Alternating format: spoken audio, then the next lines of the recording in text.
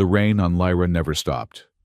Not the kind of rain Earth soldiers were used to. This was liquid methane mixed with something the locals called starblood, falling in sheets that could strip paint off a hull if you weren't careful.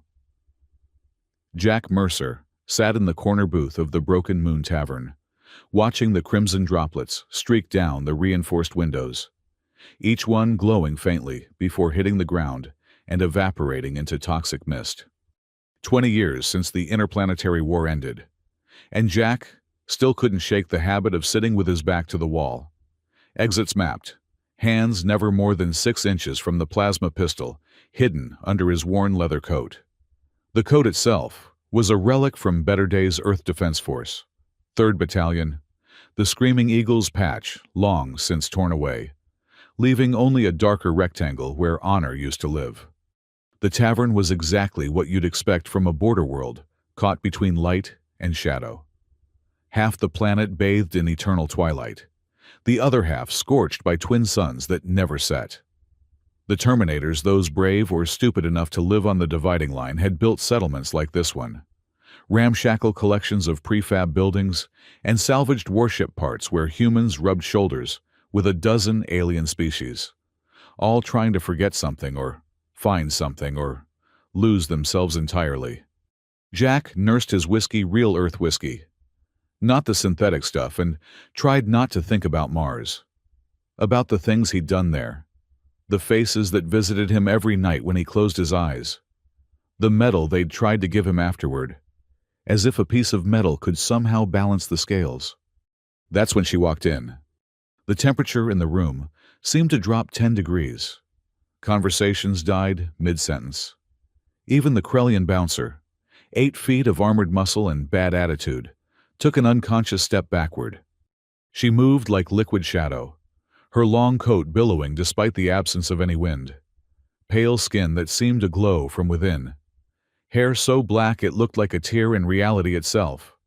But it was her eyes that made Jack's hand drift toward his weapon. Ancient eyes. Older than they had any right to be in a face that couldn't have seen more than 30 Earth years. Eyes the color of fresh blood under moonlight. A Dravaris. One of the vampire breeds from the outer colonies. Part of the old races that existed before humans ever dreamed of reaching the stars. They fed on life energy rather than blood, or so the stories went. Jack had never seen one up close. Most humans hadn't and lived to tell about it.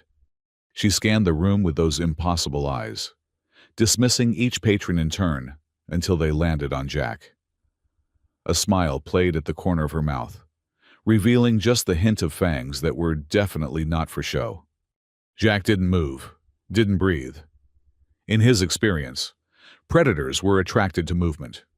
She glided over to his booth, ignoring the way everyone else in the bar suddenly found urgent business elsewhere. Up close, Jack could see the subtle patterns on her skin, like circuitry made of starlight, pulsing faintly with each heartbeat. If she even had a heartbeat. "Jack Mercer," she said, and her voice was like aged wine poured over broken glass. "The Butcher of Mars." Jack's jaw tightened. "That's not a name I answer to anymore." "No." She slid into the booth across from him, movements too fluid to be entirely natural. Yet, here you are, hiding in the shadows of a forgotten world, drinking yourself toward an early grave. How remarkably cliché for a war hero. "Lady, I don't know who you are or what you want, but my name is Selene Dravaris." She leaned forward, and Jack caught a whiff of something like ozone and copper. "And I need a pilot. Someone who knows how to navigate the vortex belt without getting torn apart by the gravity wells. Someone who won't ask questions. Someone who has nothing left to lose." Jack laughed, harsh and bitter. "And you think that's me?" "I know it is." She reached into her coat and placed a credit chip on the table. Jack's eyes widened. It was a bearer chip, untraceable, with more zeros than he'd seen since his military days. "This is just for listening. You get 10 times this amount when you deliver me to Crown World before the twin moons rise. Crown World's in the heart of Coalition space. That's a 3-day journey through some of the most heavily patrolled sectors in the galaxy. And the twin moons rise in less than 20 hours. Then, we'll need a very fast ship. She tilted her head, studying him. I'm told you have one. The Iron Fang, captured from a Martian warlord, modified with illegal jump drives and stealth tech that shouldn't exist. Jack's hand was on his pistol now. Lady, you're either a cop or you're trouble. Either way. The tavern door exploded inward. Jack moved on instinct, diving sideways and pulling Celine with him as pulse rifle fire turned their booth into splinters. The attack was professional, multiple entry points, overlapping fields of fire, smoke grenades to confuse thermal imaging. These weren't local thugs or bounty hunters. Through the smoke, Jack saw them. Genesis Core genetically modified soldiers in matte black armor, their faces hidden behind tactical masks that gave them insect-like appearances. Each one moved with inhuman precision, their weapons sweeping the room in perfect synchronization. Lord Malric sends his regards. Princess, one of them said, voice distorted by the mask's vocoder. Time to come home. Celine's eyes flared brighter, and the air around her began to shimmer. I am home, cousin. This entire galaxy is my birthright. That's when Jack realized he'd stumbled into something much bigger than a simple transport job. The lead soldier raised his rifle. The Crimson Throne will never accept a half-blood.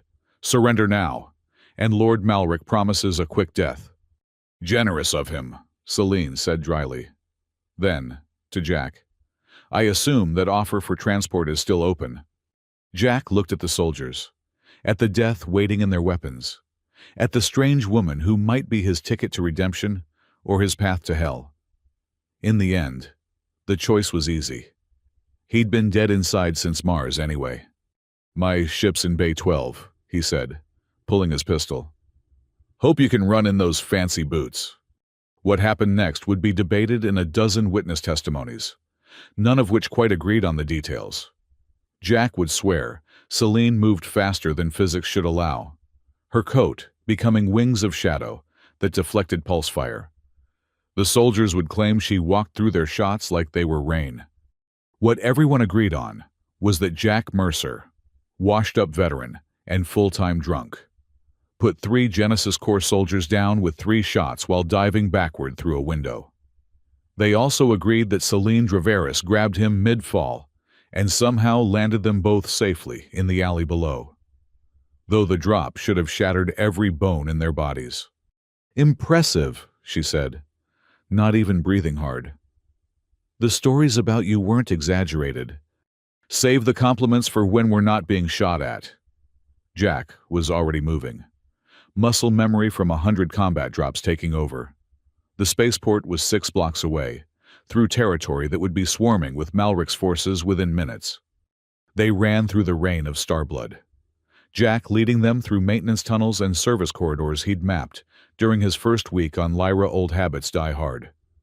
Celine kept pace easily, her movements predatory and graceful, even in flight. Why Crown World? Jack asked, as they paused in an abandoned loading dock to catch their breath. What's so important about making it there before the moon's rise? The blood moon ceremony, Celine said, and there was something in her voice that made Jack's skin crawl. Once every 1,000 years, when the twin moons align, a new galactic empress is chosen from among the Draveris bloodlines. The ceremony hasn't been held since before your species discovered fire. And let me guess, Malric doesn't want you to make it? Malric wants the throne for himself. He's already eliminated 6 other candidates. Her eyes met his, and for a moment, Jack saw something vulnerable beneath the Predator's mask. I'm the last one with a legitimate claim. An explosion rocked the building. Genesis Core had found them. They burst from cover, racing toward the spaceport as pulse fire lit up the night behind them. Jack's old training kicked in, zigzag patterns, using cover, returning fire when possible. But there were too many soldiers, and they were running out of options. That's when Selene grabbed his hand. Do you trust me? She asked. I just met you 5 minutes ago. That's not an answer. Another explosion, closer this time. Jack could see the spaceport fence ahead, his ship waiting beyond like a promise of salvation. But they'd never make it at this rate. "Fine," he said. "I trust you." She smiled, those fangs fully visible now. "Then seal the pact." Before Jack could ask what she meant, she pulled him close and bumped her fist against his. It was such an unexpectedly human gesture that Jack almost laughed. Then the world exploded into crimson light. Power flooded through him raw, ancient, impossible. His vision sharpened until he could see individual raindrops frozen in midair. His muscles sang with strength he'd never possessed. The Genesis Corps soldiers seemed to move in slow motion.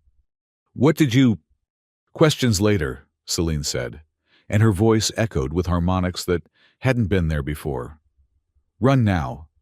They ran, but it was different this time.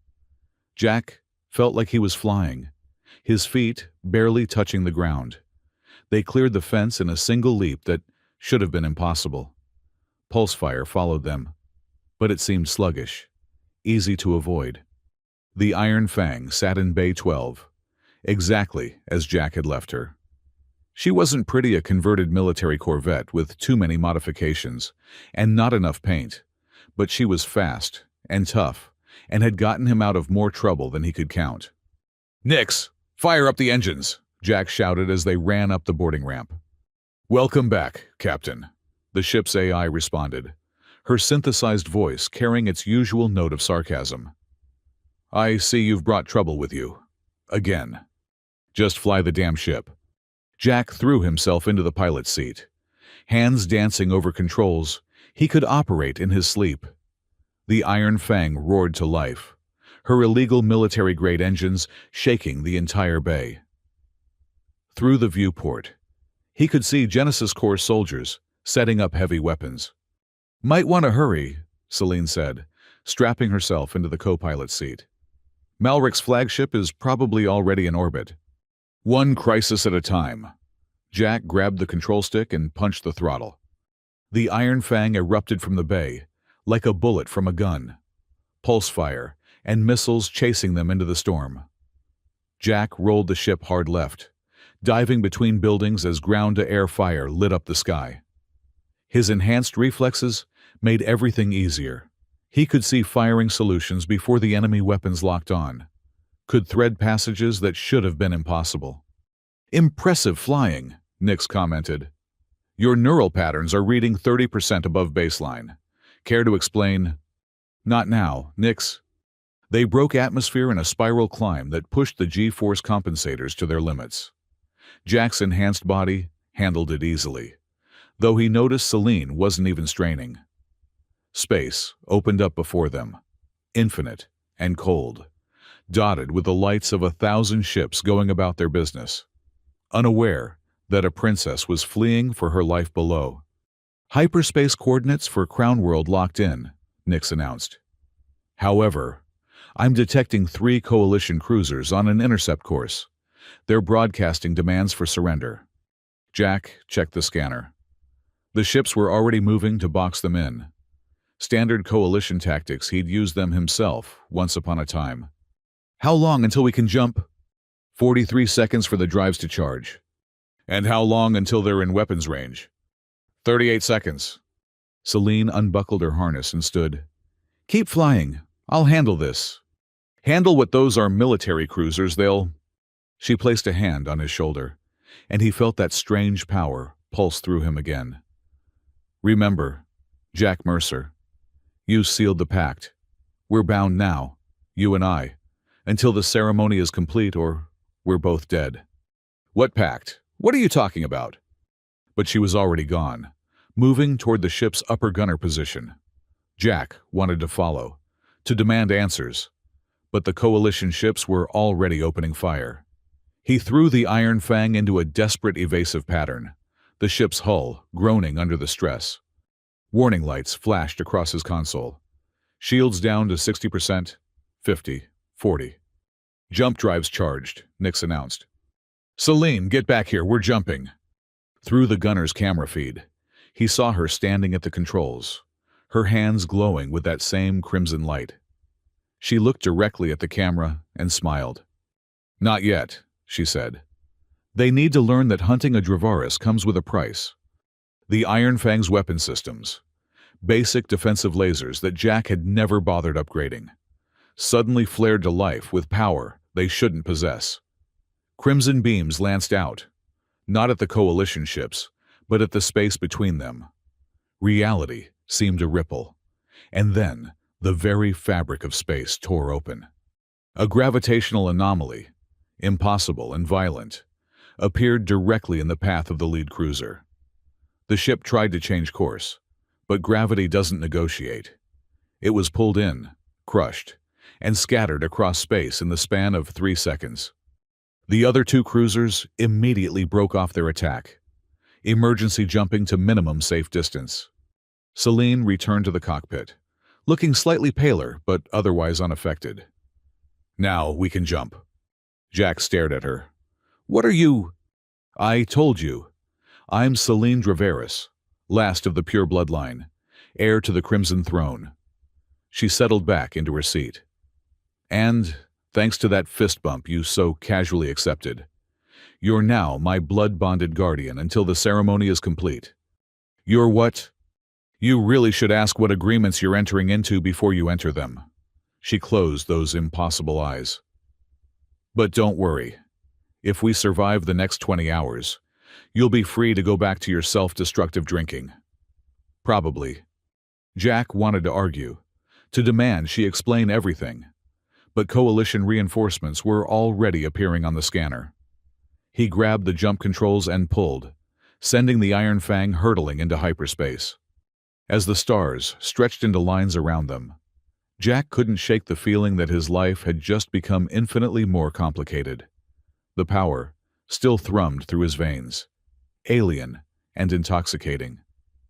He looked at his hands on the controls and could swear he saw faint patterns of light beneath the skin, like circuitry made of starlight.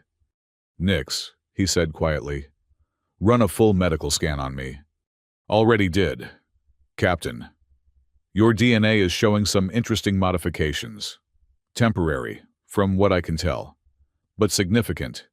Enhanced strength, reflexes, healing factor increased by 300%.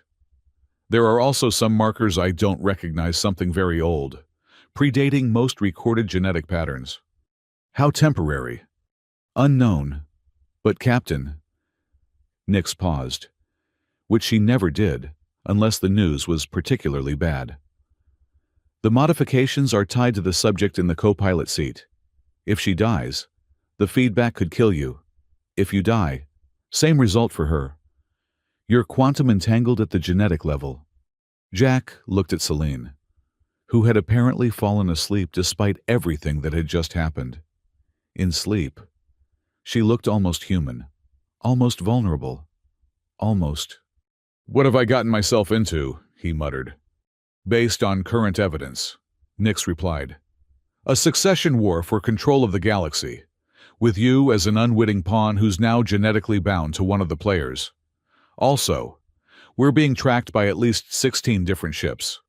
We're heading into what's obviously a trap, and we have less than 19 hours to cross half the galaxy." "So, Tuesday." "It's Thursday, Captain." "Felt like a Tuesday." Jack settled back in his seat, watching the hyperspace tunnel swirl around them. Whatever happened next, his life as a drunken nobody on a backwater world was over. The question was whether he'd live long enough to regret it. Outside the ship, hyperspace continued its eternal dance, carrying them toward Crown World and a destiny neither of them fully understood. The twin moons were rising, the blood moon ceremony was calling, and somewhere in the darkness, Lord Malric was mobilizing every resource at his disposal to stop them. Jack Mercer, the Butcher of Mars, had thought his war days were over. He was about to learn they had just begun.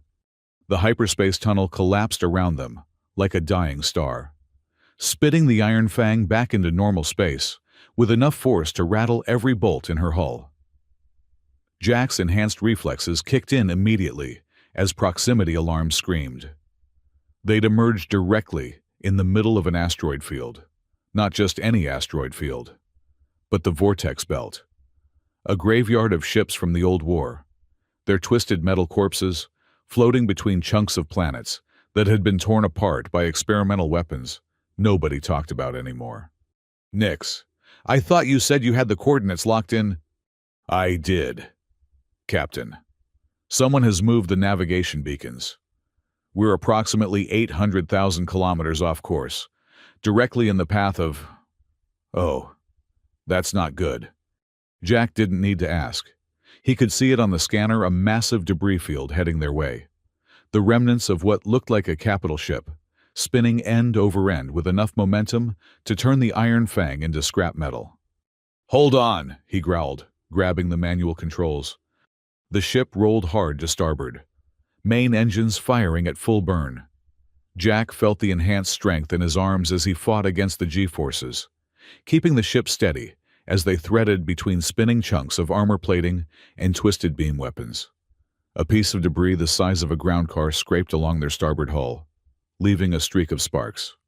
Celine hadn't moved from her seat, hadn't even opened her eyes. "You're wondering why I'm not helping," she said calmly. "The thought had crossed my mind," Jack grunted, pulling them through a gap between two asteroids that was barely wider than the ship itself. "The blood bond is still stabilizing. If I use my power now, it could kill us both. Your human physiology needs time to adapt. Would have been nice to know that before we jumped into a death trap." "You didn't ask." Jack wanted to argue, but a new alarm demanded his attention. 3 ships had just dropped out of hyperspace behind them. Not coalition vessels, but something worse. Scavenger ships, heavily modified with illegal weapons and piloted by people who had nothing left to lose. "Broadcasting on all frequencies," Nix announced. "They're demanding we surrender our cargo and passenger." "How did they know we were here?" Celine finally opened her eyes. "Malric has put a bounty on my head. Every mercenary, bounty hunter, and desperate soul in 3 systems will be looking for us." The lead scavenger ship opened fire without waiting for a response. Plasma bolts sizzled past the Iron Fang's cockpit, close enough that Jack could feel the heat through the reinforced transparasteel. He threw the ship into a diving spiral, using a massive asteroid as temporary cover. "We can't outrun them in this field," he said, checking their weapon status. The power Celine had channeled through them earlier had burned out half the focusing crystals. They had maybe 6 shots left. "And we can't fight 3 ships with what we've got." "Then we don't fight them," Celine said. She unbuckled her harness and stood, steadying herself against the constant changes in acceleration. "We make them fight each other." "How exactly do we—" She placed her hand on the communication console, and Jack felt the blood bond pulse between them. Not the overwhelming power from before, but something subtler. Her eyes took on that crimson glow, and when she spoke, her voice carried harmonics that seemed to resonate in Jack's bones. "Attention, hunters," she broadcast, and somehow her voice cut through all the static and interference. "I am Celine Draveris, heir to the Crimson Throne. The one who brings me to Crown World alive will receive not just Malric's bounty, but a place in my royal guard when I ascend. The ones who fail, well, there are worse fates than death." "What are you doing?" Jack hissed. "Watch." The scavenger ship's formation immediately broke apart. The lead ship fired on its wingman, who returned fire while screaming obscenities over the comm. The third ship tried to flank them both, only to fly directly into a cloud of microasteroids that shredded its forward shields. "Greed is such a reliable weakness," Celine said, returning to her seat. Now would be a good time to leave. Jack didn't need to be told twice. He pushed the Iron Fang to her limits, weaving through the chaotic battlefield as the scavengers tore each other apart behind them.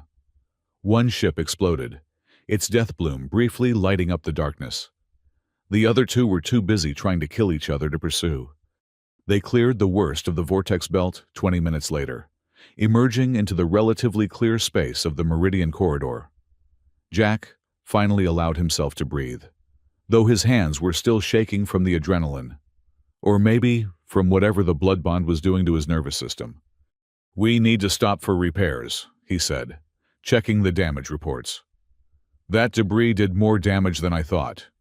We're venting atmosphere from 2 compartments, and the starboard engine is running at 60% efficiency. We don't have time. We don't have a choice. There's an old refueling station about an hour from here, abandoned since the war, but the automated systems still work. We can patch the hull and—" "It's a trap." Jack looked at her. "Everything's a trap at this point. But unless you can magically fix hull breaches, we need to stop." Celine was quiet for a moment, then nodded.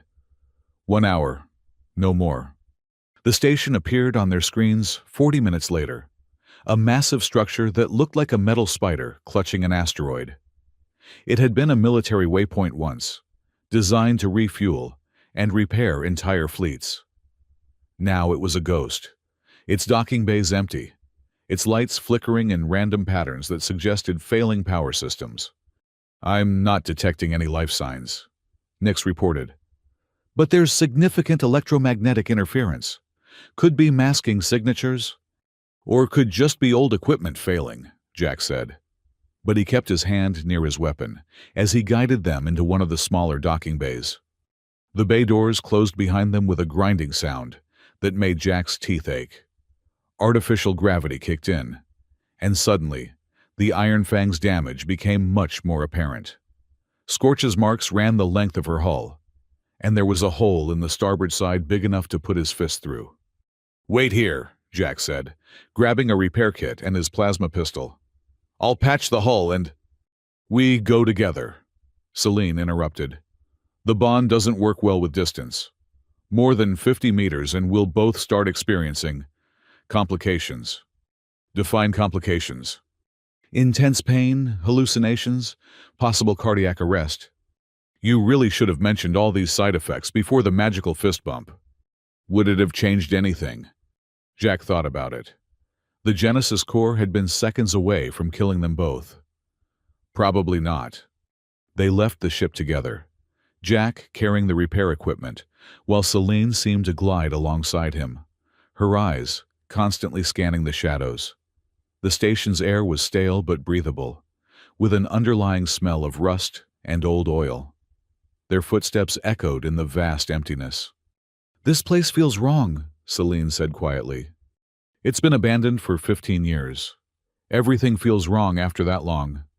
But Jack knew what she meant.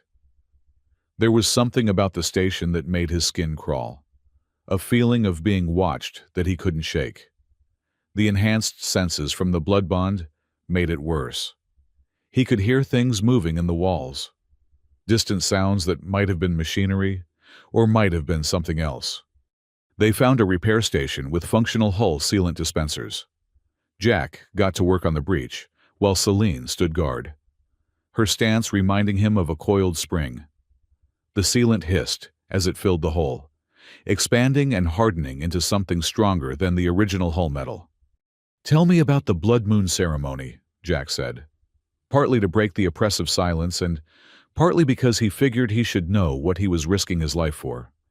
"It's the oldest tradition of my people," Celine replied, her voice taking on an almost reverent tone. "When the twin moons of Crown World align, they create a specific gravitational resonance that opens a portal to the Crimson Realm, the dimension where my ancestors originated.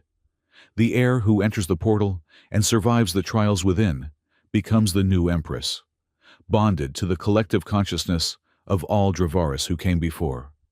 And if you don't survive, then the throne remains empty, and the galaxy continues to tear itself apart with petty wars and meaningless conflicts." She turned to look at him. "My people were meant to be guides, shepherds of the younger races. We lost our way, became conquerors instead of teachers. I intend to restore that balance." "Noble goal, but Malric doesn't seem to agree. Malric believes in the old ways. Subjugation through fear, feeding on lesser species, treating the galaxy as our personal hunting ground." Her eyes flashed dangerously. He killed my mother, you know, made it look like an accident, but I knew. I've known for 50 years. 50 years, but you don't look. I'm 328 years old. Jack. Young by Dravera standards, but old enough to have seen empires rise and fall. Jack nearly dropped the sealant dispenser. 300. And you're considered young. My grandmother lived to be 4,000. She remembered when your species was still figuring out agriculture. Before Jack could process that, a sound echoed through the station metal on metal, rhythmic and deliberate. Footsteps, but too heavy to be human. We're not alone, Celine whispered. The attack came from 3 directions at once. Not Genesis Core this time, but combat automatons, military-grade machines that should have been decommissioned after the war. They moved with mechanical precision, their weapons already charging. Jack rolled behind a support beam as pulse fire erupted around them. The automatons advanced in perfect formation, their red optical sensors sweeping back and forth like predatory eyes. Nix, we need backup. I'm afraid I can't help you. Captain, something is jamming my connection to the station systems. Celine pressed her back against the beam next to him. Can you fight? With a half-empty pistol against military automatons, not for long. She grabbed his hand, and the blood bond flared to life. But this time, instead of raw power, Jack felt knowledge flooding into his mind, combat techniques he'd never learned, ways of moving that seemed impossible, an understanding of weak points in automaton armor that no human should know. This is going to hurt, Celine warned. She wasn't kidding. Jack's muscles screamed as they were pushed beyond human limits. He moved before his conscious mind could object, rolling out from cover and firing 3 shots that found the tiny gaps in the lead automaton's neck joint. The machine's head separated from its body in a shower of sparks. Celine moved at the same time, but she didn't need a weapon. Her hands glowed with that crimson light, and where she touched the automatons, they simply ceased to function, their circuits fried by energy that predated their programming. The fight lasted 30 seconds. When it was over, Jack was on his knees, gasping for breath while his enhanced body tried to cope with what it had just done. Celine stood among the destroyed machines, looking barely winded. You're getting better at channeling the bond, she observed. It doesn't feel better. It feels like my bones are trying to crawl out of my skin. That's normal. The discomfort will pass. A new voice echoed through the station, broadcast from hidden speakers. Impressive display, Princess. Though I expected nothing less from the last of the pure bloodline. Jack recognized the voice from the wanted bulletins, smooth, cultured, with an undertone of cruelty that made his teeth ache. Lord Malric. Hello, cousin, Celine said to the air. Still hiding behind your toys. I see. Merely testing your new pet. A human, really. Celine. Our ancestors would be appalled. Our ancestors were xenophobic fools who thought themselves gods. Look where that got them extinct. Except for mongrels like us. Mongrels. Malric's laugh was like breaking glass. I am pure Draveris, traced through 20 generations of noble blood. You're the mongrel, dear cousin. Your mother's dalliance with lesser species polluted our line. My mother understood that strength comes from diversity, not purity. Your mother died screaming, as will you, when I find you. The speakers went dead. In the silence that followed, Jack could hear something new ships. Multiple contacts, converging on the station. We need to go, he said, helping Celine toward the Iron Fang. Now! They ran through the corridors as the station began to shake. Malric's forces weren't being subtle. Heavy weapons fire was tearing through the superstructure, not caring about collateral damage. A section of ceiling collapsed behind them, raining molten metal. The Iron Fang's engines were already warming up as they reached the docking bay. But standing between them and their ship was a figure in elaborate armor, black as space, decorated with crimson symbols that seemed to writhe with their own life. Rex Calder, the figure said. removing his helmet to reveal a scarred face and cybernetic eyes. "Former colleague of yours, I believe, Mr. Mercer." Jack's blood went cold. Rex had been his engineer during the Mars campaign, the only person who knew all the Iron Fang's weaknesses. "Rex, what are you doing here?" "Surviving," Rex replied, his voice flat and mechanical. "Lord Malric has my family, my real family, not the war brothers who abandoned me after Mars. Help me capture the princess, and they live. Refuse." "Rex, you don't have to do this." "Don't I?" Rex pulled a plasma blade from his belt, the weapon humming with deadly energy. "You disappeared after the war, Jack. Left us all to deal with the consequences. Do you know what happened to the rest of the unit's suicide? Mostly. Couldn't live with what we'd done. But I had children to feed, a wife who needed medicine. So I took whatever work I could find." "This isn't work, Rex, this is betrayal." "Betrayal." Rex laughed bitterly. "Like when you betrayed us by taking all the blame, playing the hero while we rotted in obscurity." He attacked without warning, the plasma blade cutting through the air where Jack's head had been a moment before. Jack's enhanced reflexes saved him, but barely. Rex had always been fast, and whatever Malric had done to him had made him faster. They fought through the docking bay, plasma blade against improvised weapons, enhanced human against cyborg. Rex had the advantage of reach and armor, but Jack had something else, the blood bond singing through his veins, showing him moves he'd never learned, ways to turn Rex's strength against him. Celine tried to help, but Rex had come prepared. He threw something at her, a small device that created a localized null field, dampening her abilities. She collapsed, gasping. "Malric thought of everything," Rex said, pressing his advantage against Jack. "Every contingency, every possibility. You can't win this."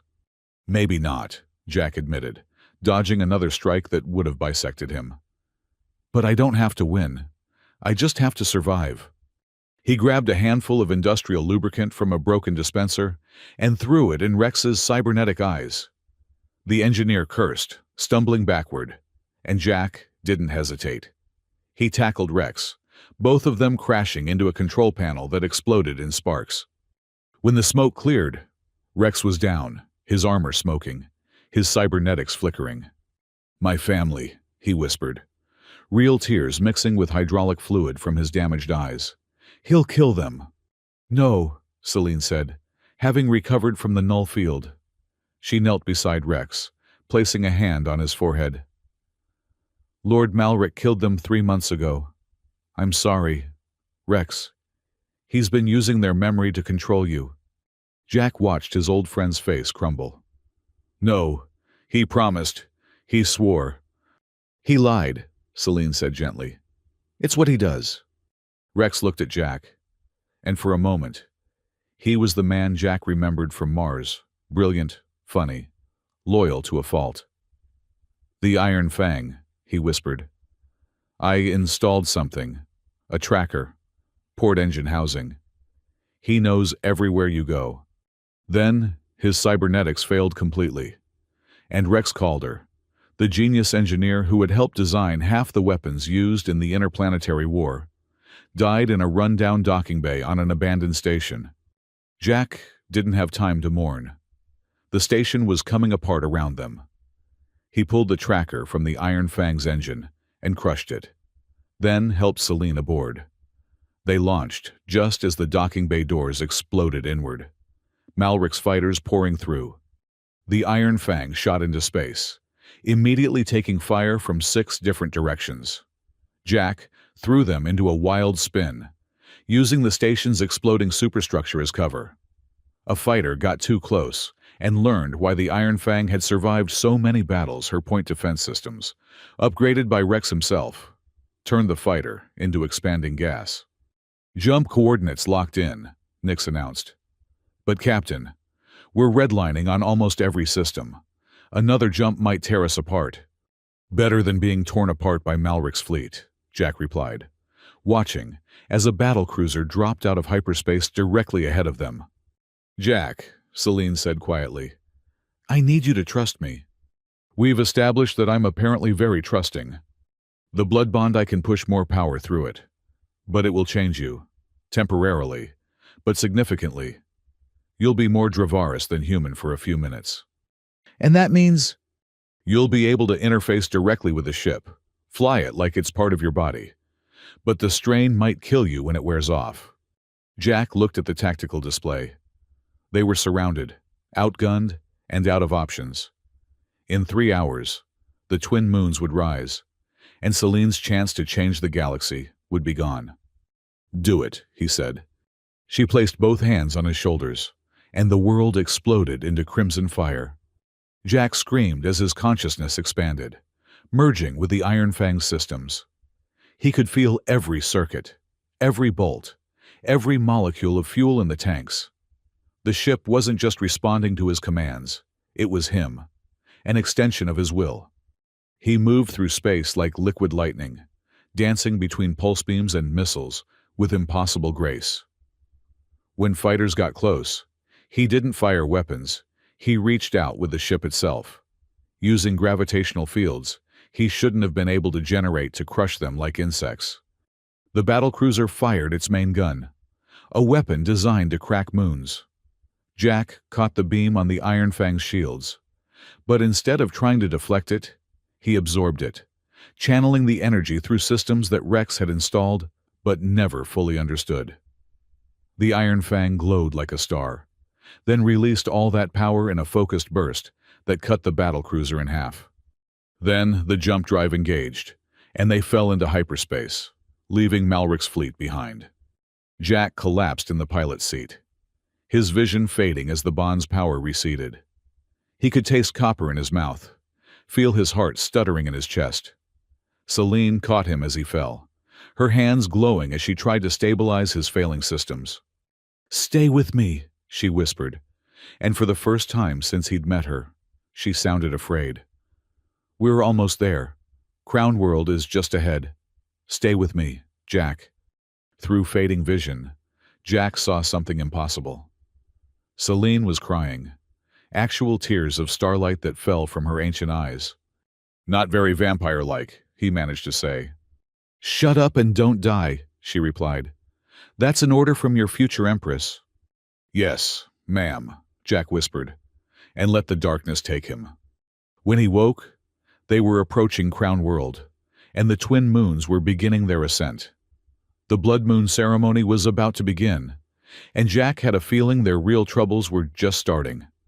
Crown World hung in space like a jewel wrapped in shadow, its surface a patchwork of ancient cities and wild forests that had grown over millennia. The twin moons were rising on opposite horizons, their paths destined to meet directly above the Crimson Citadel in less than 2 hours. Jack could see them through the Iron Fang's viewport, one silver, one gold, both emanating a power that made his enhanced senses scream warnings.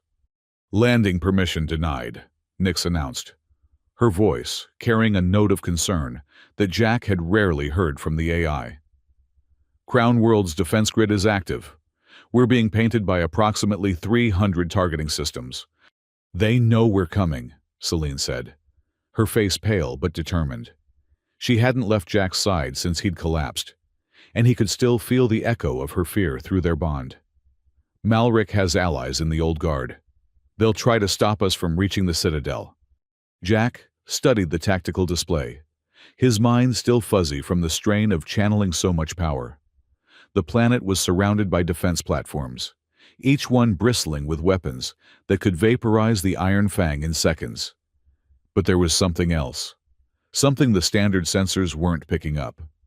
Nyx switched to full-spectrum analysis. "Include dimensional variance." "Captain, that will drain our remaining power reserves." "Do it!" The display shifted, revealing what Jack had suspected. Between the defense platforms were rifts in space-time, barely visible tiers that led to somewhere else. The Crimson Realm that Celine had mentioned, bleeding through as the moons aligned. "Those rifts," he said. "Can we use them?" Celine leaned forward, studying the display with those ancient eyes. It would be suicide for a normal ship. The Crimson Realm doesn't follow the same physical laws as our universe. Matter breaks down, reformed by will alone. Good thing we're not normal. Jack turned to her. You said the blood bond makes me partially Draveris. Can I survive in there long enough to get us through? I don't know. No human has ever entered the Crimson Realm and returned unchanged. First time for everything. Before Celine could protest, Jack was already altering their approach vector. The Iron Fang dove toward the nearest rift, defense platforms opening fire as they realized what he was attempting. Plasma beams and missiles filled space around them, but Jack flew like a man possessed, using every trick he'd learned in 20 years of combat flying. They hit the rift at full speed and reality shattered. The Crimson Realm was nothing like Jack had expected. It wasn't red, for one thing. It was every color and no color. A place where thought became substance, and substance became dream. The Iron Fang groaned and twisted, its metal hull trying to maintain cohesion in a place where the concept of metal was more suggestion than fact. Jack felt his mind fragmenting, pulled in 1,000 directions at once. He saw glimpses of other times, other places Celine as a child, watching her mother die, Malric standing over a field of corpses, feeding on their life energy, the first Draveris stepping through from their dying universe, refugees who became conquerors. Focus. Celine's voice cut through the chaos, anchoring him to reality, or whatever passed for reality here.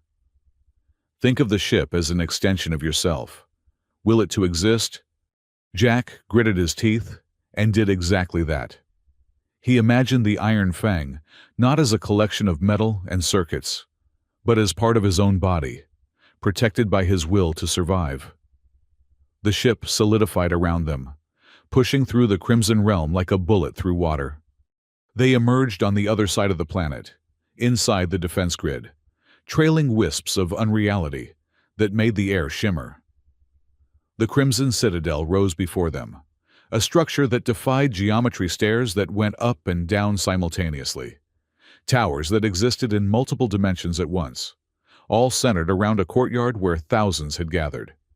Malric's already here, Celine whispered, pointing to the black ships surrounding the Citadel. He's going to try to claim the throne by force. Jack brought them in hard and fast, using the Iron Fang's damaged hull as a battering ram to clear a landing zone. They crashed through a ceremonial garden, ancient trees that had stood for millennia reduced to splinters, before skidding to a stop just outside the Citadel's main entrance. Smooth landing, Captain, Nix commented. I'm sure the locals will appreciate the landscaping modifications. Bill me later. Jack grabbed his weapons, checking each one even though he knew conventional firearms would be mostly useless here. How long until the moons align? 43 minutes, Celine said. She had changed during their passage through the Crimson Realm, her features sharper, more alien. The patterns under her skin were fully visible now, pulsing with power that made the air around her crackle. We need to reach the throne room before... The Iron Fang's hull exploded inward as something massive punched through it. Jack threw himself backward, pulling Celine with him, as a figure in ceremonial armor stepped through the breach. Not Malric, someone else, someone older, wearing the regalia of the Royal Guard. Princess Celine, the figure said, removing their helmet to reveal features that were almost human, but not quite, with too many angles and eyes that held the depth of eternity. I am Commander Thrace, last of the true Royal Guard. I have waited 300 years for an heir to return. Commander, Celine said, inclining her head slightly. I thought the guard died with my mother. Most did, but some of us went into stasis, waiting for this day. Thrace looked at Jack, and her expression soured. You bring a human to the ceremony. This is irregular. He bears the blood bond. He has earned the right to stand at my side. The blood bond hasn't been invoked in 1,000 years. Thrace stepped closer to Jack, examining him like he was a particularly interesting specimen. You realize what you've done, Princess. If you take the throne, he becomes your permanent consort. The bond will become unbreakable. Jack felt his heart skip a beat. Excuse me, what now? Another detail you forgot to mention, he asked Celine. She had the grace to look embarrassed. It seemed irrelevant at the time. We were being shot at. Being cosmically married seems pretty relevant. We can discuss this later, Thrace interrupted. Lord Malric has already entered the Citadel. He's attempting to force open the throne room with corrupted blood magic. If he succeeds, an explosion rocked the Citadel, followed by screaming. Through the breach in the Iron Fang's hull, Jack could see Genesis Corps soldiers pouring into the courtyard, cutting down anyone who tried to stop them. But these weren't the professional soldiers from before. These were different, wrong. Their movements too fluid, their bodies twisting in ways that hurt to watch. He's been feeding them Crimson Realm energy, Thrace said, horror in her voice. It's killing them, but they won't stop until they're completely consumed. Then we stop them first. Jack checked his weapons one more time, then looked at Celine. Whatever happens in there, I've got your back, permanently bonded or not. She smiled, and for a moment, she looked almost human. I know. That's why I chose you. You chose me, I thought it was random. Nothing is random when the moons align. Jack, I felt you the moment I entered that tavern.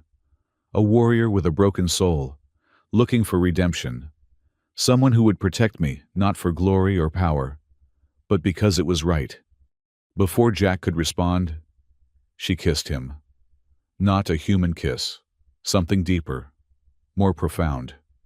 He felt the blood bond flare to life, power flowing between them like a circuit completing.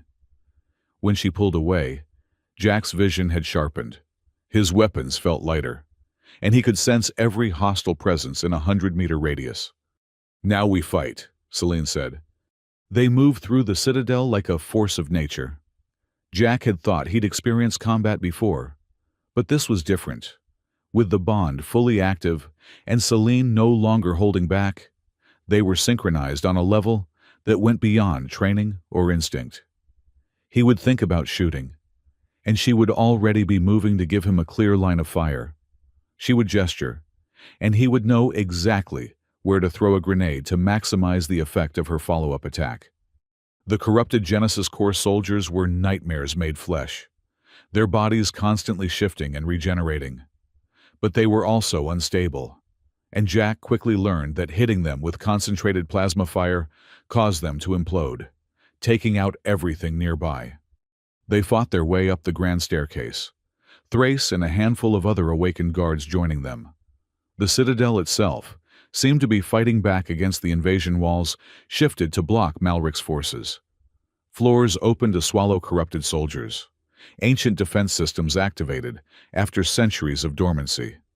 The Citadel recognizes you, Thrace said to Celine as they paused to catch their breath. It knows the true heir has returned. It also knows we're running out of time, Celine replied, looking up at the moons visible through a shattered skylight.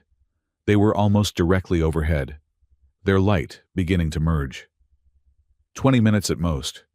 They reached the entrance to the throne room, to find Malric himself standing before the massive doors, his hands glowing with sickly purple energy as he tried to force them open. He had changed since Jack had seen him on the station's monitors. His body was larger, twisted, with too many joints and skin that seemed to be constantly melting and reforming. Ah, cousin, he said without turning around. And her pet human. How delightful. You're just in time to witness the end of the old order. Step away from the doors, Malric, Celine commanded, her voice carrying the authority of 300 years of royal blood. You have no claim to the throne. Claim? Malric turned, and Jack had to fight not to step backward. Half his face was gone, replaced by writhing tentacles of dark energy. I am taking what should have been mine from the beginning. Your mother was weak, compromised by her compassion for lesser species. I will restore the Dravaris to our rightful place as gods of this galaxy." "You're not Dravaris anymore," Thrace said, raising her weapon. "You're an abomination." "I am evolution!" Malric roared, and the corrupted Genesis Core soldiers surged forward. The battle was chaos. Jack emptied clip after clip into the advancing horde, each shot guided by instincts that weren't entirely his own. Celine danced through the combat, her hands leaving trails of crimson light that cut through corrupted flesh like paper. Thrace and the other guards fought with weapons Jack didn't recognize, energy blades that hummed with harmonics that made his teeth ache. But they were outnumbered, and Malric was too strong.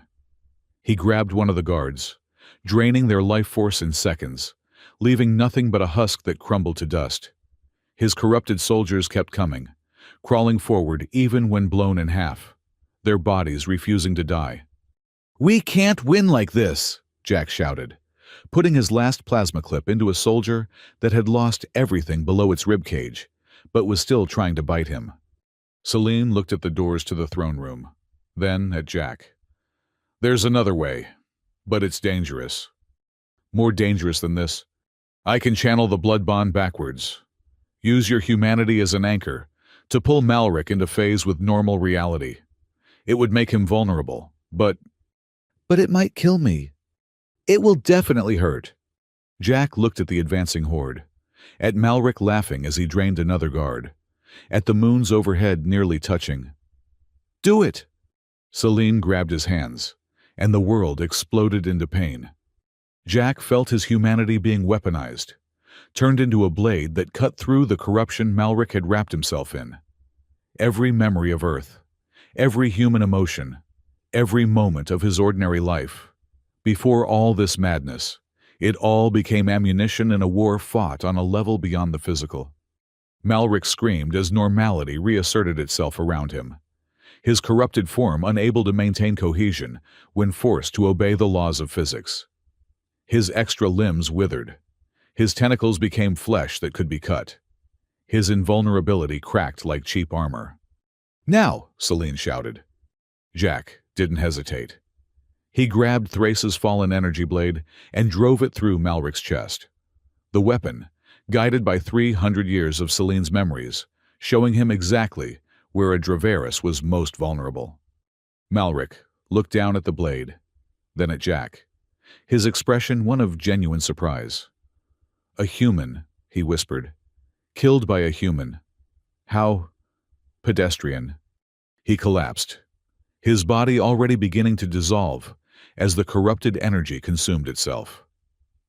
The Genesis Core soldiers fell like puppets with cut strings, their twisted forms finally finding peace in death. The doors to the throne room swung open. Beyond was a chamber that existed partially in the Crimson Realm, its walls translucent, showing glimpses of other realities. At its center sat a throne made of crystallized time, literally carved from moments that had been frozen and given form. Above it, a crown of pure energy hovered, waiting. "The moons," Thrace said urgently. "You have less than 5 minutes." Celine walked toward the throne, each step resonating through dimensions Jack could barely perceive. But as she reached for the crown, she hesitated, looking back at him. "If I do this, the bond becomes permanent. You'll be tied to me, to this world, to a war that might never end. You could still run, take the Iron Fang and disappear, live a normal life." Jack laughed, wiping blood from his face. "Lady, I gave up on normal the moment I agreed to fly you here. Besides," he looked at the assembled guards, at the citadel still bearing the scars of battle, at the twin moons finally touching overhead. "Someone needs to keep you honest when you're ruling the galaxy." Celine smiled.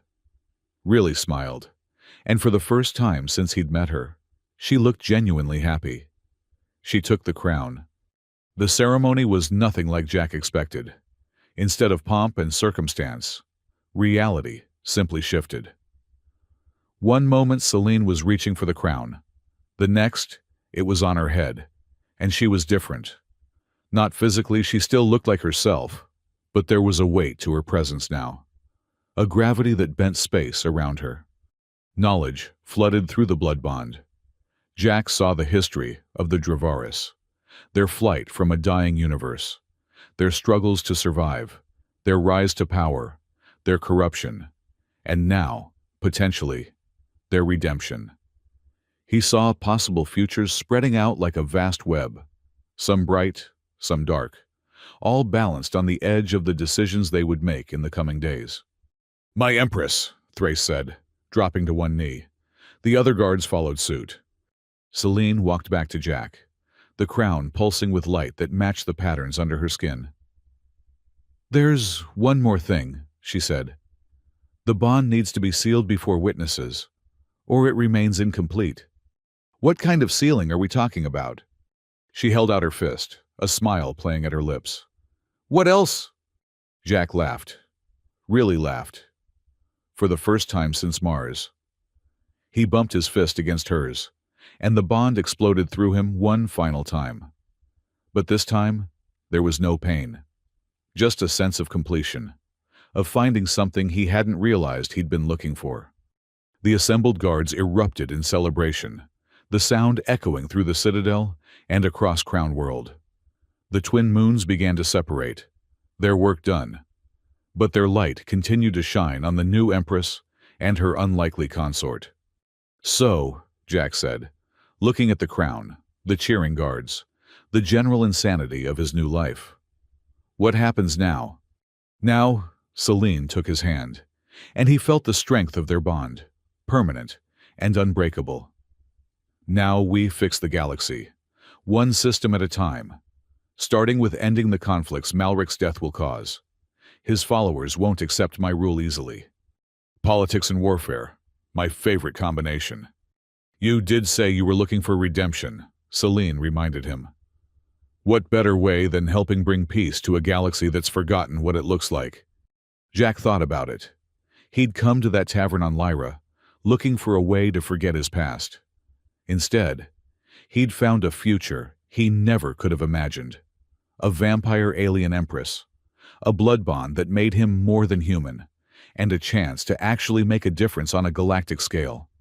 "Nix," he called through his communicator. "You still alive in there?" "Barely. Captain, the Iron Fang has seen better days. We'll need extensive repairs before we can fly again. Add a throne room to the modifications list. Apparently, we're going to be doing a lot of diplomatic missions." "A throne room? In a military corvette? How? Avant-garde." Celine squeezed his hand. "We don't have to stay together all the time. The permanent bond has a much greater range than the temporary one. You could return to Earth if you wanted. Live your own life." Jack looked at her. This impossible woman who had turned his life upside down in less than 24 hours. And miss all the fun, not a chance. Besides, someone needs to teach you human customs. Like movie night and pizza. Pizza. "Oh, you're going to love pizza. It's almost worth conquering Earth just for the pizza." She raised an eyebrow. "We're not conquering Earth." Figure of speech, but seriously, the pizza. As they walked out of the throne room together, the new Galactic Empress and her human consort, Jack couldn't help but reflect on the absurdity of it all. Yesterday, he'd been a nobody drowning his sorrows in cheap whiskey. Today, he was bonded to the most powerful being in the galaxy, had killed a would-be dictator, and apparently had a standing invitation to help reshape civilization itself. The Iron Fang sat where they'd left her, looking worse for wear but still somehow defiant. Rex's modifications would need to be removed. The hull would need extensive repairs, and they'd probably have to replace half the systems. But she'd survived, just like her captain. "One more thing," Celine said as they approached the ship. "The blood bond has some side effects I haven't mentioned." "Of course it does. You'll stop aging at your current biological state. Your lifespan will match mine, potentially thousands of years. Your enhanced abilities are permanent now, and you'll be able to sense any Dravaris within a light-year radius." Jack stopped walking. "Thousands of years! Is that a problem?" He thought about it. Thousands of years of life, of adventure, of trying to make the galaxy a better place. Thousands of years with Celine, learning about civilizations he'd never dreamed of, seeing wonders beyond imagination. "Nah," he said finally.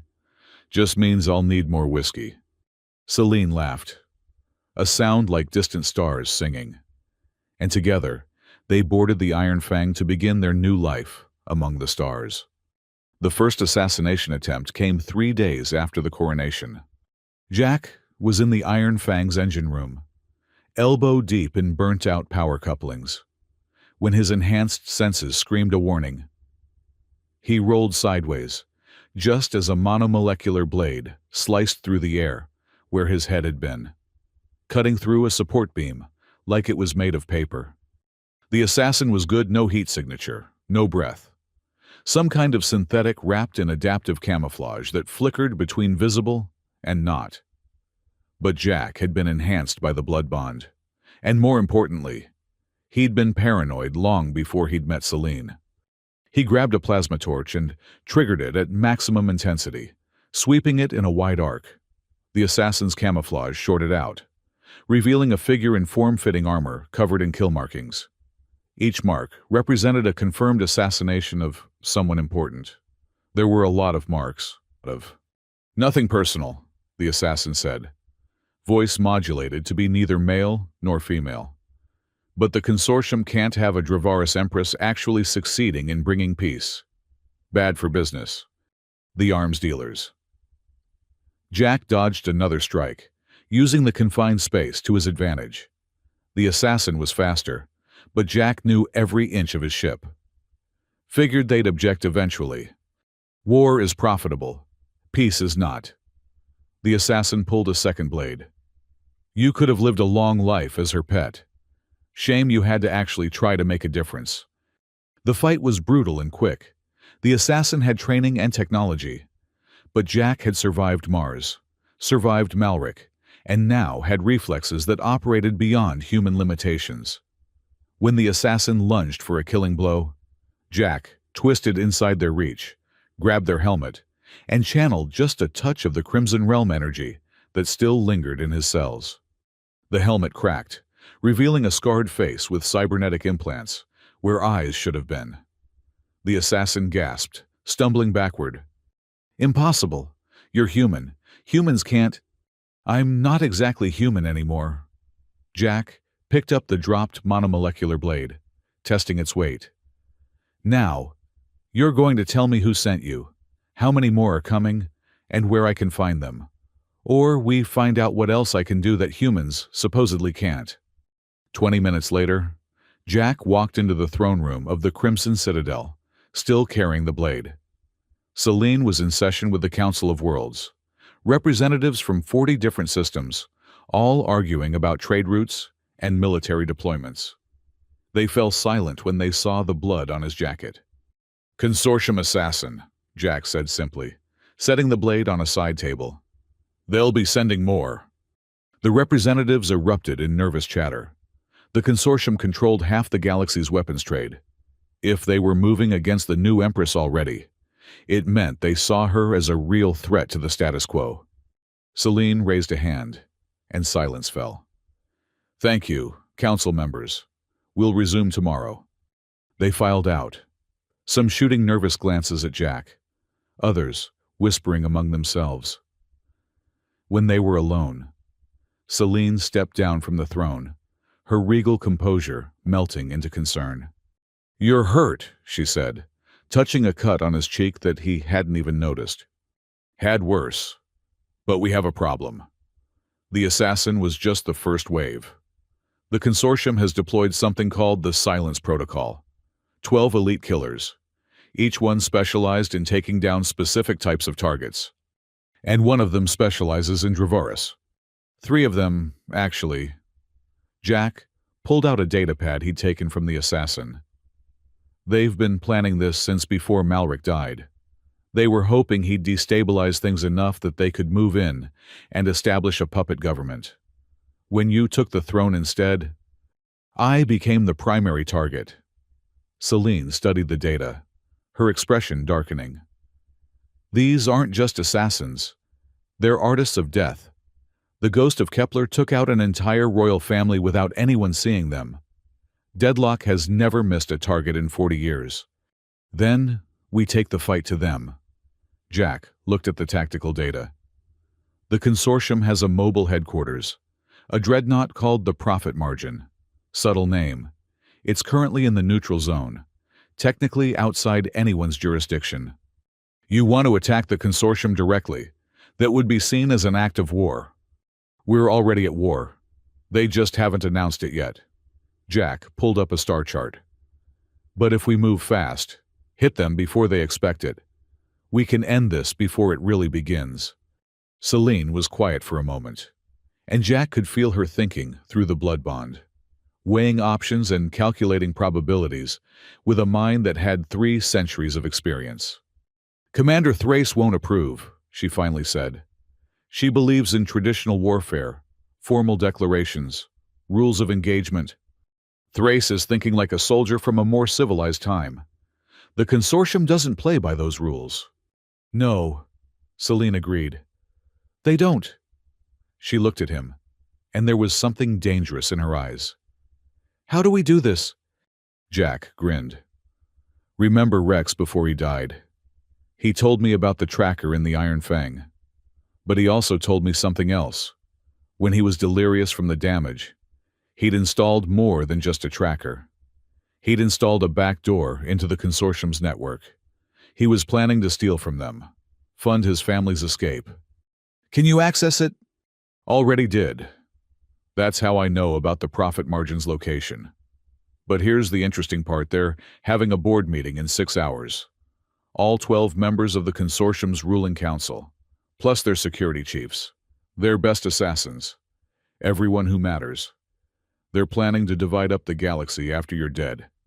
Arrogant of them. Rich people usually are. Jack paused. There's something else. The meeting is about more than just your assassination. They're planning to release something called the Crimson Plague, a biological weapon designed specifically to target Draveris DNA. They want to wipe out your entire species. Celine's eyes flared with a light that made the temperature in the room drop. Genocide. Yeah. Which means we can't just kill them. We need to destroy their research, their samples, everything related to the plague. The Iron Fang can't take on a dreadnought alone. No. But she doesn't have to. Jack pulled up another schematic. The profit margin has a fatal flaw. Rex designed their security system. He always built in weaknesses, just in case. There's a maintenance shaft that leads directly to their main reactor. If we can get a small team inside, we could destroy them from within. Celine studied the plans. But it would be a suicide mission. The radiation alone would kill anyone who got that close to the reactor. Not anyone. Jack met her eyes. The blood bond changed me. I can survive radiation levels that would kill a normal human. And with your power flowing through me, I might be able to survive long enough to set the charges and get out. Might isn't good enough. I won't lose you. And I won't let them commit genocide. Jack took her hands, feeling the bond pulse between them. This is what we signed up for. Remember making the galaxy better, one impossible mission at a time. Before Celine could respond, Nix's voice echoed through the throne room. Captain, we have a problem. 3 consortium destroyers just entered Crown World space. They're demanding the Empress surrender herself for trial. Trial for what? Celine asked. The murder of Lord Malric. They're claiming he was a legitimate claimant to the throne, and that you assassinated him to seize power. Jack laughed bitterly. They're really going all in on this. Celine stood, and the air around her shimmered with barely contained power. Commander Thrace, prepare the royal fleet. We're going to the neutral zone. Thrace's voice came through the communicator, surprised. Your Majesty. The consortium has declared war on the Draveris people. We're going to end this before it begins. The council won't approve. I don't need their approval. I am the Empress. Celine's voice carried the weight of absolute authority. Anyone who wishes to challenge that is welcome to try. 3 hours later, the Iron Fang led a small fleet of Royal Guard vessels through hyperspace. Jack had spent the time modifying his weapons with Crimson Realm energy cells, creating ammunition that could punch through even the strongest shields. Celine had been in meditation, drawing power from the realm itself, preparing for what was to come. Dropping out of hyperspace in 30 seconds, Nyx announced, "I'm detecting massive energy signatures at the target location. The profit margin is there, along with 16 escort vessels." 16. Jack checked the tactical display. They brought their entire private fleet. "They knew we were coming," Celine said quietly. "Someone on the council warned them." "Probably, but it doesn't matter. We're committed now." They emerged from hyperspace into immediate chaos. The consortium fleet opened fire instantly. No warnings. No attempts at communication. The Royal Guard vessels returned fire, their ancient weapons tearing through modern shields like they were made of tissue paper. But the Iron Fang didn't engage. Instead, Jack pushed the engines to maximum, diving straight toward the profit margin. Missiles and energy beams filled space around them. But Jack flew like a man possessed, using every trick he'd learned and several new ones the Bond had taught him. "Their shields are too strong," Nyx reported. "We can't punch through with conventional weapons." "Good thing we're not using conventional weapons." Jack looked at Celine. "Ready?" She nodded, placing her hands on his shoulders. Power flooded through him, more intense than ever before. His vision shifted, and suddenly he could see the weak points in the profit margin shields, the places where different generators overlapped imperfectly. He fired everything the Iron Fang had at a single point.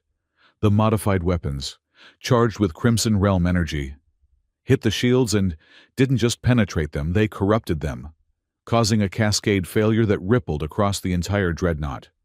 "Shields down," Nyx announced. "You have maybe 2 minutes before they restore them." "More than enough." Jack set the autopilot and stood. "Keep us steady. We're going for a walk."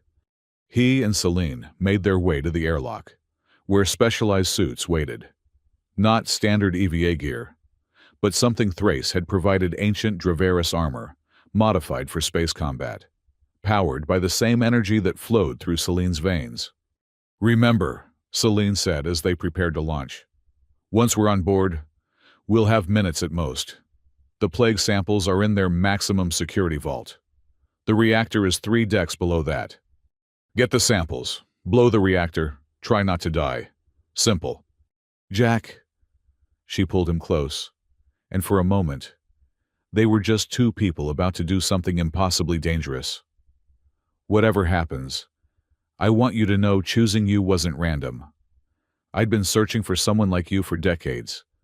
Someone strong enough to share the burden, brave enough to face the darkness, and human enough to keep me grounded. Save the goodbye speech for after we survive this." They launched from the Iron Fang, propelling themselves through space toward the massive dreadnought. Point defense lasers tried to track them, but they were too small, too fast, enhanced beyond what the targeting computers could predict. They hit the hull hard, magnetic boots locking them in place. Jack pulled out a plasma cutter and began working on an access hatch, while Celine stood guard, deflecting the occasional laser that got too close. Inside the profit margin was chaos. Alarms blared, soldiers ran through corridors, and someone was shouting over the intercom about borders. Jack and Celine moved like ghosts, their enhanced speed letting them avoid most confrontations. When they couldn't avoid a fight, it was over before the consortium soldiers could react. They found the vault on Deck 9, protected by energy fields and guarded by 24 mercenaries in power armor. Jack was preparing for a frontal assault when Celine grabbed his arm. "Wait," she whispered, then placed her hand on the wall. The lights flickered, then the gravity failed, Then the energy fields collapsed. The mercenaries, suddenly floating and disoriented, were easy targets. Jack and Celine moved through them like a hurricane, leaving unconscious or dead soldiers drifting in the zero-gravity corridor. The vault itself was a masterpiece of security technology, but it had one weakness.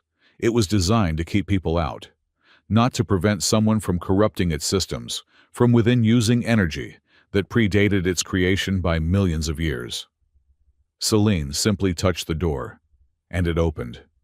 Inside were thousands of vials, each one containing enough plague to wipe out an entire planet's Dravaris population.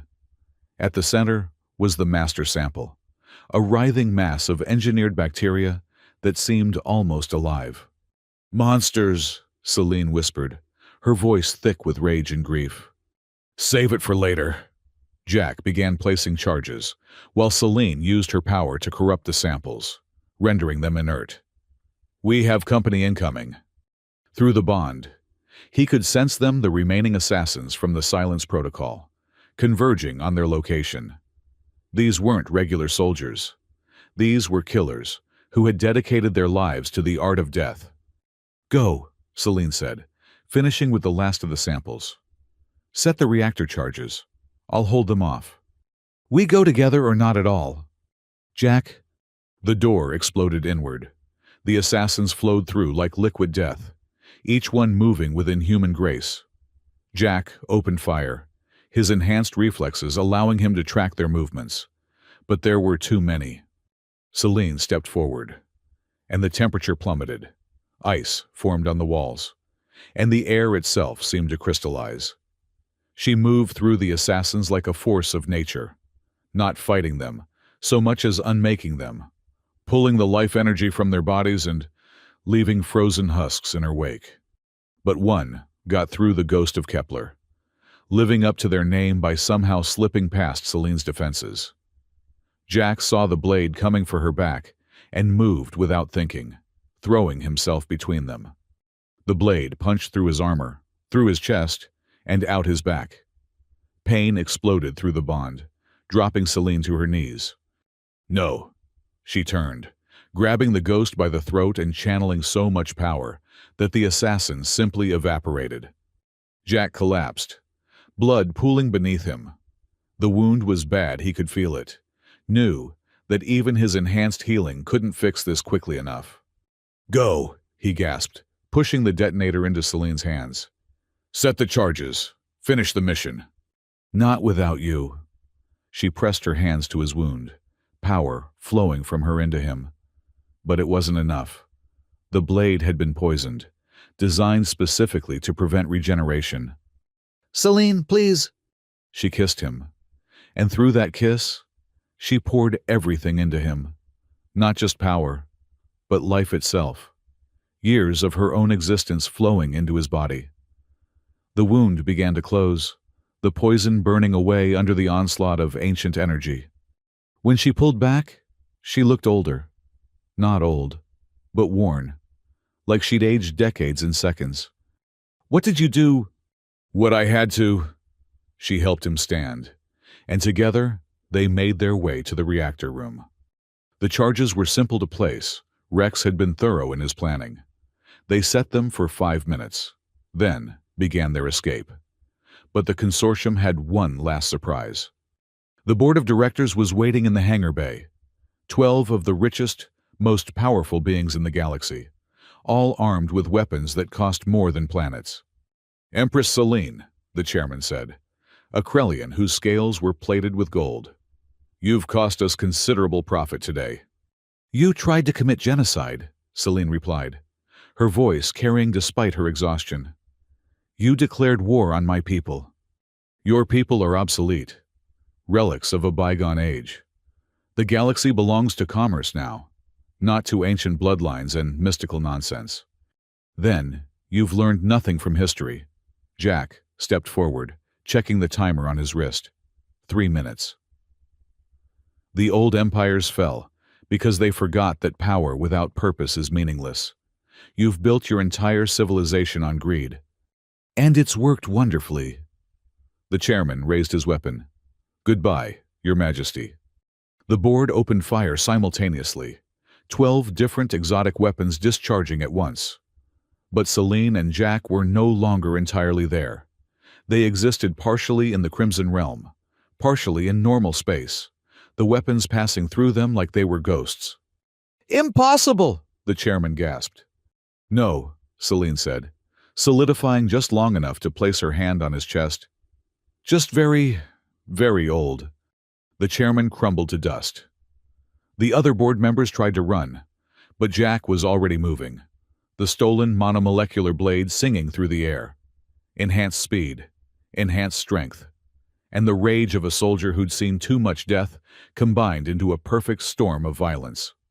When it was over, the board of directors was no more, and the profit margin had less than a minute before it became the galaxy's most expensive firework. Jack and Celine ran for the Iron Fang, which Nyx had thoughtfully positioned just outside the hangar.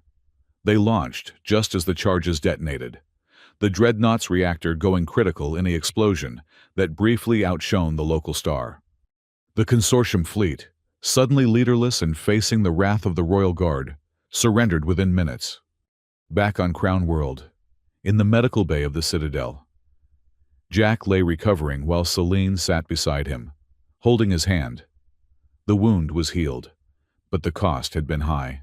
Through the bond, he could feel the years she'd given him, the sacrifice she'd made. "You didn't have to do that," he said quietly. "Yes, I did." She squeezed his hand. "What good is living for thousands of years if the people you care about are gone?" "The Council is furious," Thrace reported, entering the medical bay. "Half of them want to censure you for acting without their approval. The other half want to declare you a hero for stopping the plague." "Let them argue," Celine said. "It's what councils do. Meanwhile, we've sent a message to anyone else who might think about challenging us." "What message is that?" Jack asked. Celine smiled, and it was the dangerous smile of a predator who'd remembered what it was to hunt. That the new Galactic Empress isn't just some figurehead, that she has teeth, and that she has a human consort who's crazy enough to fly a converted Corvette into a Dreadnought's hangar bay. "It was a good plan," Jack protested. "It was insane," Thrace said. "Brilliant, effective, but insane."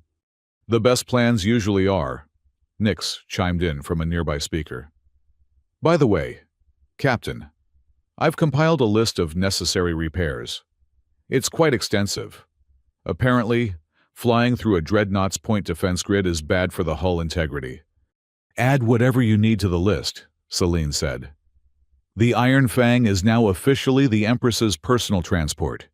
It needs to be ready for anything." "Anything?" Jack raised an eyebrow. "You planning more suicide missions?" "No, but the galaxy is vast, and there are a lot of problems that need solving. Wars to prevent, peace treaties to negotiate, and probably more people who'll try to kill us." She looked at him with those ancient eyes that had seen so much but still held hope. "Still want the job?" Jack thought about his old life, drinking himself to death in a bar on a forgotten world. Then he thought about the past few days, the terror, the pain, the impossible odds, but also the purpose, the connection, the feeling that he was finally doing something that mattered. "Wouldn't miss it for the world," he said, or any world, for that matter. Outside, the twin moons of Crown World continued their eternal dance, and somewhere in the galaxy, word was spreading that the new order had arrived, backed by ancient power and human determination, ready to reshape civilization whether it was ready or not. 6 months had passed since the consortium's fall, and Jack Mercer stood on the observation deck of the newly refurbished Iron Fang, watching Earth grow larger in the viewport. The blue-green marble of his homeworld looked exactly as he remembered, yet everything about him had changed. "Nervous?" Celine asked, appearing beside him with that silent grace that still caught him off guard. "About returning to Earth as the consort of the Galactic Empress? Not at all. I'm sure the Earth Defense Force will be thrilled to see the Butcher of Mars walking into the planetary capital with alien royalty." "They pardoned you," Celine reminded him. Full exoneration for your actions during the war. Recognition of your service to galactic peace. The Earth President himself signed the documents. Politicians sign a lot of things when the Galactic Empress asks nicely. Jack turned from the viewport. How's the shoulder? Celine rolled it experimentally. The assassination attempt yesterday had been closer than she'd like to admit, a nanoblade that could phase through her natural defenses. If Jack hadn't sensed it through their bond and pulled her aside at the last second, they'd be having a very different conversation. Healed. The advantages of Draveris physiology. She studied him with those crimson eyes. You're brooding again. I don't brood. You're literally standing alone in the dark, staring pensively at your home planet. That's not brooding. That's being atmospheric. She laughed, and Jack felt his tension ease. 6 months of shared consciousness through the blood bond had taught them to read each other perfectly. But somehow, she could still surprise him. Captain, Nix's voice interrupted. We're receiving a priority transmission from Earth Defense Command. Admiral Sarah Cole requesting immediate communication. Jack's jaw tightened. Sarah Cole. They'd served together on Mars, before everything went wrong. Before he became the Butcher, and she became the youngest admiral in Earth's history. Put her through, he said. The hologram materialized, showing a woman in her 40s with steel gray hair and eyes that had seen too much.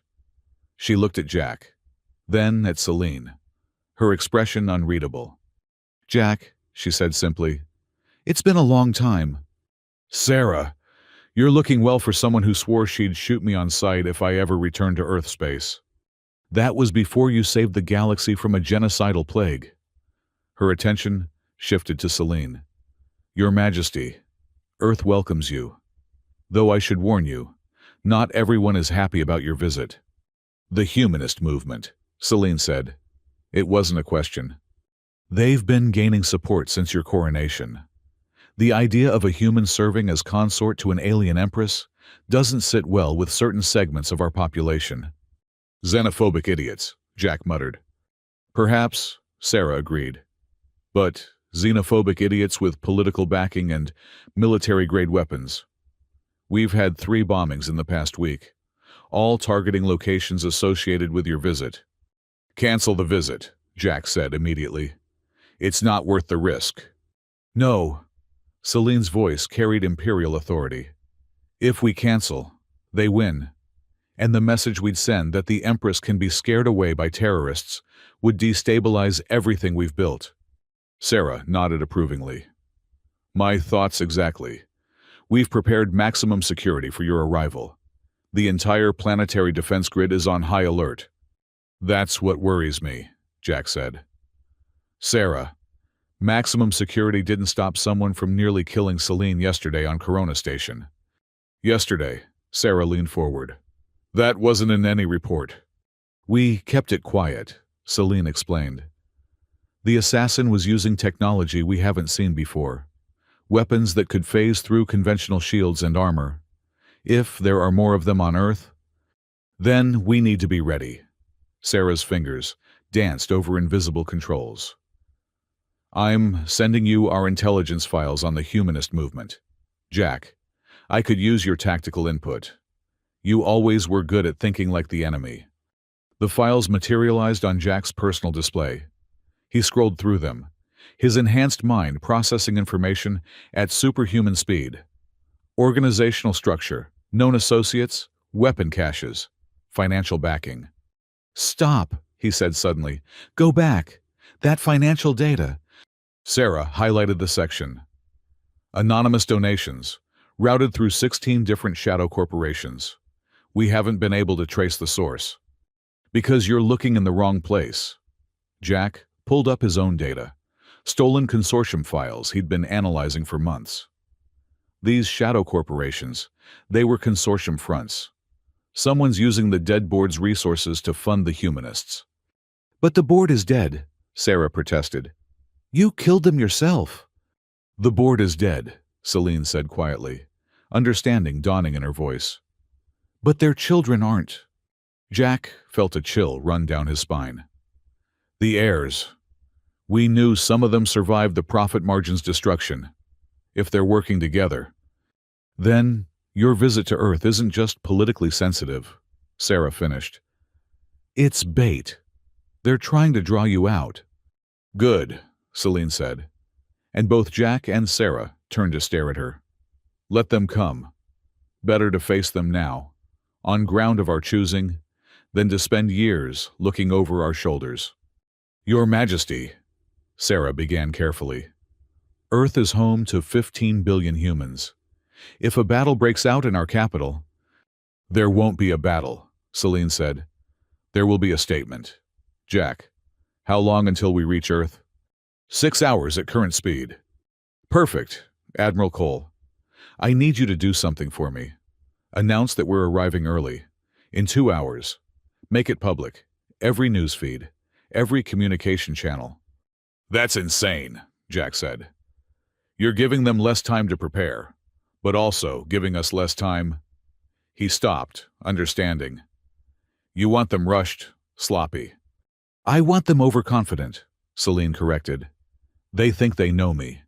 The ancient vampire Empress, bound by tradition and ceremony. They don't expect a street fight, Jack finished, grinning. Dirty, brutal, and completely without rules. Sarah looked between them.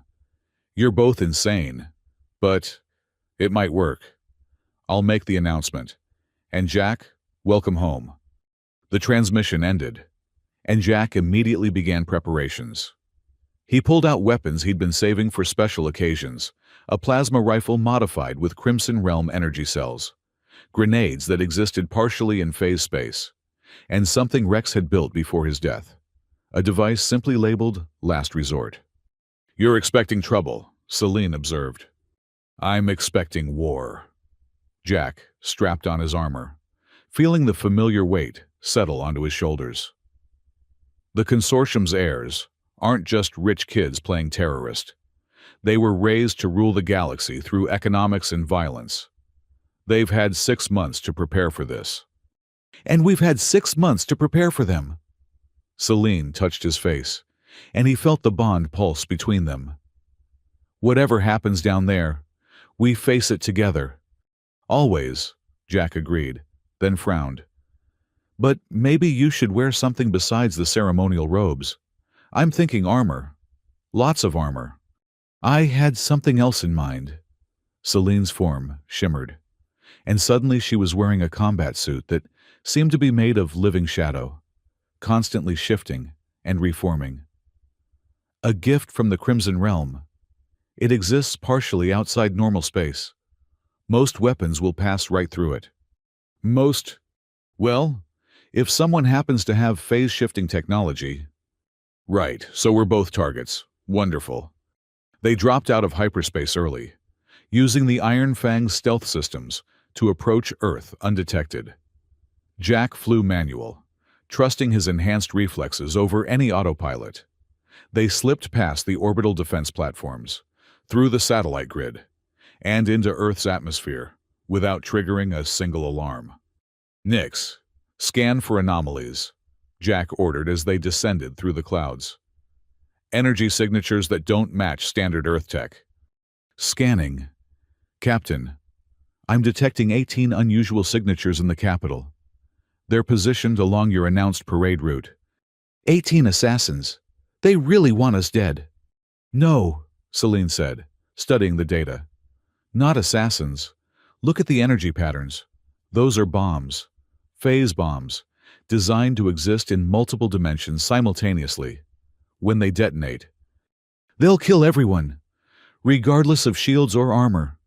Jack's hands tightened on the controls. Sarah needs to evacuate the city. There's no time. We land in 3 minutes. Jack made a decision. Nix, open a channel to Admiral Cole. Maximum encryption. Sarah's face appeared on screen, tense with pre-arrival preparations. Jack, you're early. Listen carefully. There are 18 phase bombs along the parade route. I'm sending you their locations. Don't try to disarm them. They're probably trapped. Just clear the areas. Phase bombs. How is that possible? Consortium tech, improved and weaponized. Sarah, trust me. Get your people out. Copy that. Emergency evacuation protocols activating now. She paused. Jack, if they have phase bombs, what else do they have? We're about to find out.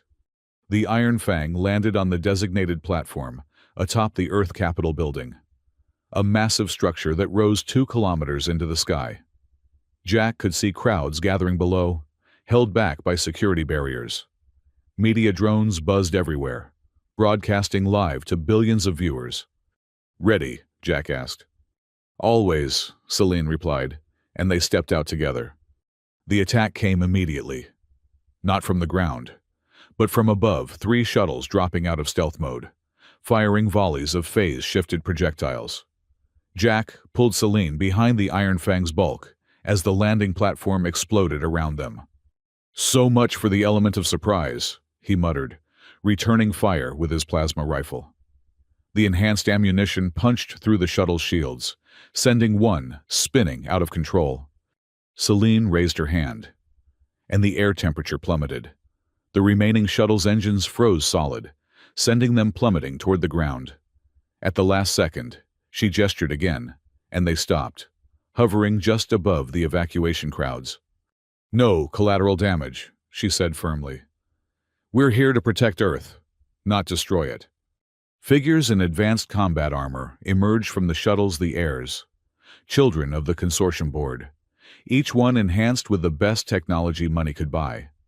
Jack counted 12, which meant 6 were still unaccounted for. Empress Celine, one of them called out, voice amplified by their suit. You killed our parents, destroyed our legacy. Did you think we'd let that stand? Your parents were planning genocide, Celine replied, her voice carrying clearly across the platform. They got what they deserved. And now, so will you. The heirs attacked simultaneously, using weapons Jack had never seen before, blades that cut through dimensions, guns that fired miniature black holes, grenades that aged everything in their blast radius by centuries. It was like fighting the concept of entropy itself. Jack and Celine fought back to back, perfectly synchronized through their bond. When an heir tried to flank Jack, Celine was already there, her shadow armor absorbing the attack, when dimensional blades sought Celine's throat. Jack's enhanced reflexes let him intercept them with his own weapons. But they were being pushed back, overwhelmed by numbers and technology. Jack, Sarah's voice crackled through his earpiece. The bombs they're activating. Jack looked at his chronometer. They had maybe 60 seconds before 18 phase bombs turned Earth's capital into a dimensional anomaly.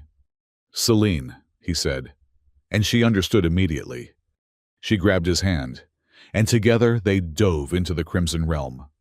Reality shattered around them. In the Crimson Realm, thought became action, will became power. Jack could see the bombs as glowing wounds in the fabric of space-time, each one pulsing with malevolent energy. We need to remove them from this dimension, Celine said, her voice echoing strangely in the non-space. All 18, that's impossible. Not for us, not together. They joined their consciousness fully, becoming something more than either of them alone.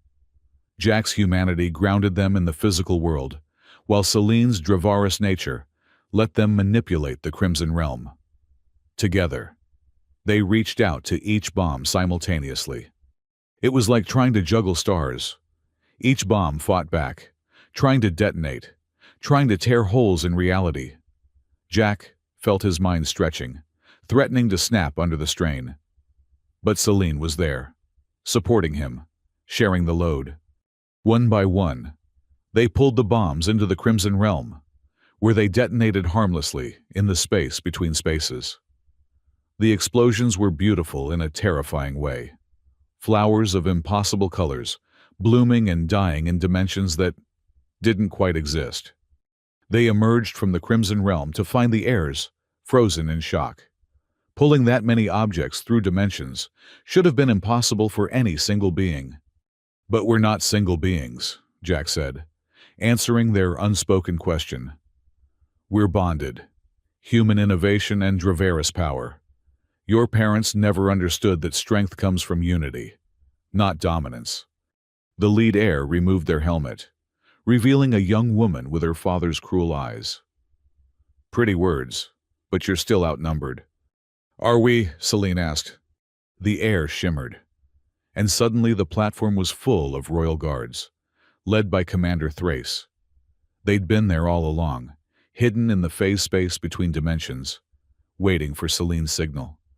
The thing about setting a trap, Jack said, aiming his rifle at the lead heir, is making sure you're not walking into one yourself.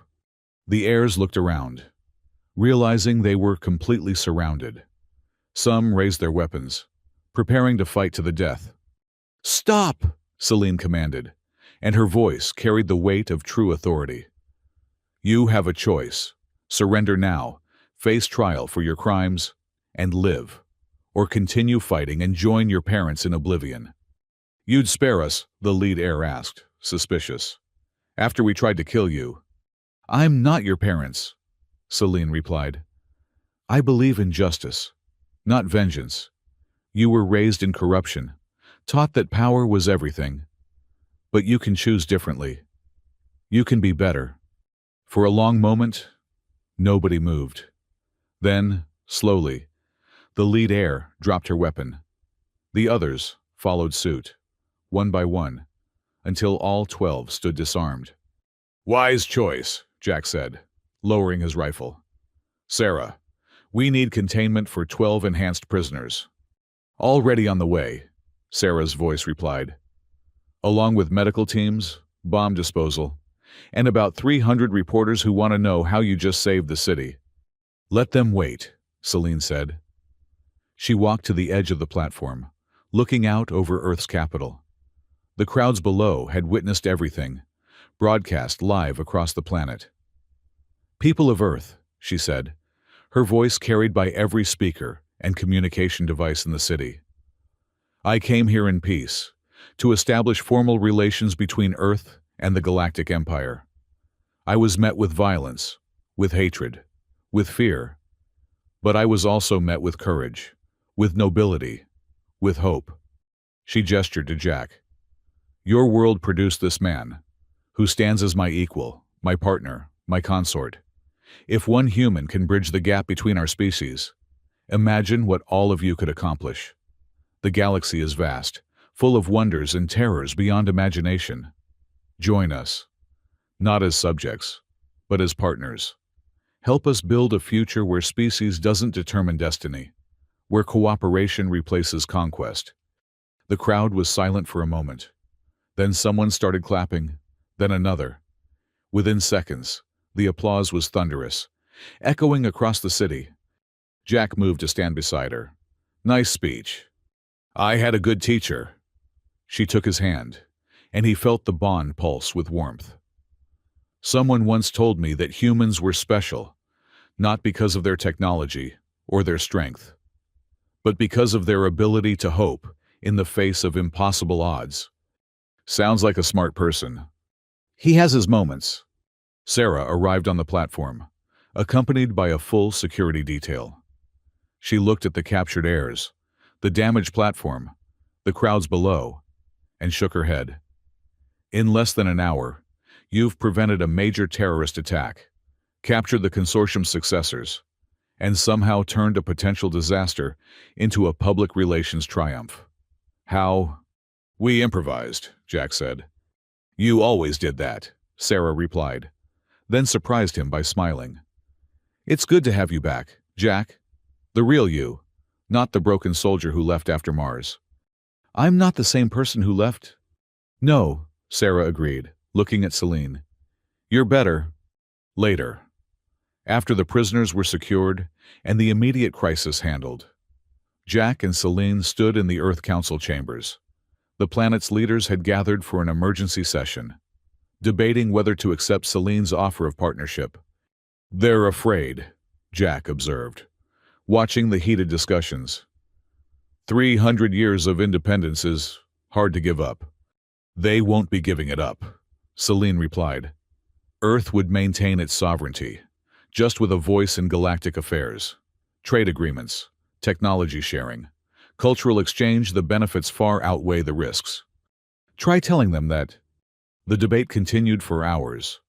Some council members argued for isolation, others for limited engagement.